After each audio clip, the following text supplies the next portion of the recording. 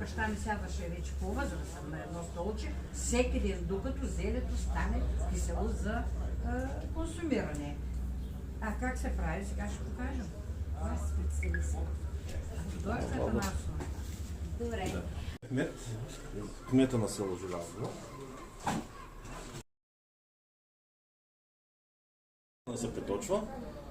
Докато стане хубаво, майстора, който ще го приточва, да, е хубаво. Чорбичката тя ще замериш и ще се усети. Но иска 4 разелки още поне. Добре. Да.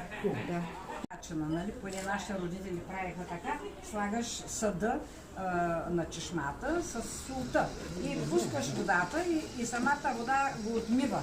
Ти докато наливаш, нали, това големи каци се правеше, ти докато наливаш водата,